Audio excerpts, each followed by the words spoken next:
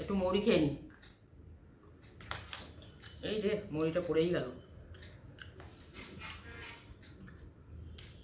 আমি মুড়িটা খেয়ে নিলাম, বক বক করতে হবে না। সেটা হচ্ছে, আমি এখন তো অনেকটা অফ টাইম পাই, প্রচুর ভিডিও দেখি ইউটিউবে। তো সব ভিডিওতেই সবাই এই কথাটা বলছে, ভালো থাকুন, আনন্দে থাকুন। আমিও বলেছি প্রথম দিকে, ভালো থাকুন, আনন্দে থাকুন, থাকুন। কিন্তু আনন্দটা কিন্তু ওরকম এবার প্রশ্ন আসতে পারে, প্যান্ডেমিক সিচুয়েশানে আনন্দ কী করে পাবো? আনন্দটা খুঁজে নিতে হবে। কীরকমভাবে? ধরুন আপনি গাছ ভালোবাসেন, তো একটা গাছ পুঁতলেন, সেটাকে একটু সার জল দিলেন, তখন যখন একটা ফুল ফুটবে, সেটা এক ধরনের আনন্দ, ভালো লাগা। আবার ধরুন কেউ গান ভালোবাসেন, একটা গানের, আপনার প্রিয় শিল্পীর একটা গানের ক্যাসেট কিনলেন, সেটা শুনলেন, সেটাও একটা ভালো লাগা, আনন্দ লাগা। আবার হয়তো কেউ সমাজসেবা করতে ভালোবাসেন, হয়তো এখন যা অনেকের, ধরুন যা পরিস্থিতি আর্থিক, অনেকেরই মন্দা দেখা দিচ্ছে, কারণ অনেকে চাকরি চলে গেছে, কেউ হাফ স্যালারি পাচ্ছে, বা কেউ আরও অবস্থা খারাপ রয়েছে, তার হয়তো কাজই পুরো চলে গেছে। তা যদি পারেন তো কি তাদের কিছু দিলেন, বা যেভাবে তাদের সম্মান বজায় রেখে তাদের কিছু দেওয়া যায় সেইভাবে তাদের হেল্প করলেন, সেটাও এক ধরনের ভালো লাগা। তো এই ভালো লাগাগুলো মানে খুঁজে নিতে হবে। ভালো লাগাগুলো আপনি আপনি ঝুড়িতে এসে পড়বে না, ঝুলিতে পড়বে না। তো ভালো লাগাগুলো খুঁজে নিতে হবে। তো আমি এইরকম বিভিন্নভাবে চেষ্টা করি ভালো লাগাগুলো খুঁজে নিতে, কিভাবে একটু আনন্দে থাকতে পারি, কিভাবে, সেই জন্যই আপনাদের সাথে এই ব্যাপারটা শেয়ার করলাম আর কি। এবার আমি কিছু মজার ঘটনা আপনাদের সাথে শেয়ার করতে চাই। সেটা জোকসও বলতে পারেন, মজার ঘটনাও বলতে পারেন।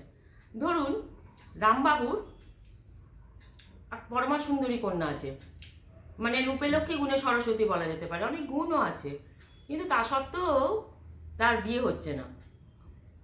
এবার আপনাদের মনে হতে পারে যে কেন হচ্ছে না? মেয়েটি সব দিক দিয়ে ভালো, সর্বদিক দিয়েই ভালো, কিন্তু বিয়ে হচ্ছে না তবু। মানে তার মেঘবরণ চুল কন্যা, যেটা বলে না যে মেঘবরণ, মেঘবরণ চুলের ঢাল, মেঘের মতো চুল, এরকম বলে না, সেরকম আছে। মুখশ্রী সুন্দর, সব সুন্দর, স্বভাব সুন্দর, তারপরে অনেক তাছাড়া গুণ আছে, তাহলে বিয়ে হচ্ছে না কেন? তো এবার বলি, এবার একদিন তাকে পাত্রপক্ষ দেখতে এসছে। পাত্রপক্ষ দেখতে আসার পরে তা পাত্রপক্ষ তার ওরম চুলের রাশি দেখে প্রশ্ন করছে যে, মা তুমি, তোমার এত চুল, তুমি খুব যত্ন করো বোধহয়? তা রামবাবুর মেয়ে উত্তর দিল, আমি প্রতিদিন শ্যাম্পু করার পর চুলে তেল মাখি, তাই জন্য আমার চুল এত সুন্দর। তো এবার বুঝতে পেরেছেন কি কেন মেয়েটির বিয়ে হচ্ছে না। তো এই গেল রামবাবুর কথা। তো এবার থেকে যখনই রাস্তায় ঘাটে শুনবেন যে এরকম টট করে কথা বলছে, অন্তত তাদের নিয়ে মজাটা করবেন না। আমি মজার ছলে বললাম ঠিকই, কিন্তু তাদের নিয়ে মজা করবেন না। কারণ না, তাদের মধ্যে অনেক গুণ থাকতে পারে, আমাদের গুণগুলো দেখতে হবে তার মধ্যে। যেটা সে নিজে করতে পারে সেটাই তো গুণ, যেটা সে নিজে অর্জন করছে সেটাই তো গুণ। তো সেগুলো দেখতে হবে খুঁজে। এই একটা গেল। আরেকটা হচ্ছে আমার নিজের কথা বলি। তখন আমি কলেজে পড়ি, তো একদিন আমরা বেলেঘাটা থেকে, তখন বেলেঘাটায় থাকি আমরা, তখন বেলেঘাটা থেকে আমি বঙ্গবাসী কলেজে যেতাম 35A বাসে চড়ে, 35A। তো 35A BC ছিল, তো 35 করে আমরা শিয়ালদহ দিয়ে যেতাম, তারপর ওখান থেকে হেঁটে যেতাম ভেতর দিয়ে শিয়ালদা স্টেশনের ভেতর দিয়ে। তো একদিন ওরকম বাসে উঠেছি, আর ওই বাস স্ট্যান্ডে দেখছি এক ভদ্রলোক, তার মাথায় ভর্তি টাক। তো আমরা, ভদ্রলোক কতগুলো, এখনও আমার মনে আছে মুখটা, কতগুলো লেবু, কমলা লেবু কিনেছিলেন, সম্ভবত তখন শীতকালই হবে, কিনে দাঁড়িয়েছিলেন। তো আমরা হঠাৎ কোনো কারণ নেই, আমরা মেয়েরা জানলা দিয়ে থেকে ওনাকে দেখে হি হি করে হাসতে শুরু করে দিলাম সবাই। আর হাসি খুব ছোঁয়াচে রোগ, একজন হাসছে তো সবাই হাসছে, হি হি করে হাসছে। তো ভদ্রলোক হঠাৎ করে বোধহয় আমাদের দিকে নজর পড়েছে, তো উনি দেখলাম মুখটা খুব কাচুমাচু করে ফেললেন। তো তখন আমাদের যে খুব দুঃখ লেগেছিল তা না, ব্যাপারটা খুব মজাই লেগেছিল।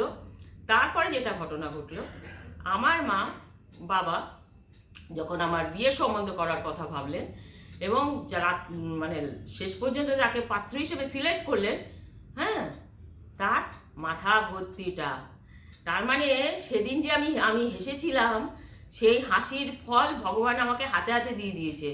হ্যাঁ, যে আমিও তখন তার দুঃখ বুঝিনি, কিন্তু পরে ভাবলাম যে ওই ভদ্রলোক মনে নিশ্চয়ই দুঃখ পেয়েছিলেন, তাই তাই আমাকে আমার এই মানে ওইখানে যে নাটের গুরু ছিলাম আমি, প্রথম হাসিটা আমিই শুরু করেছিলাম।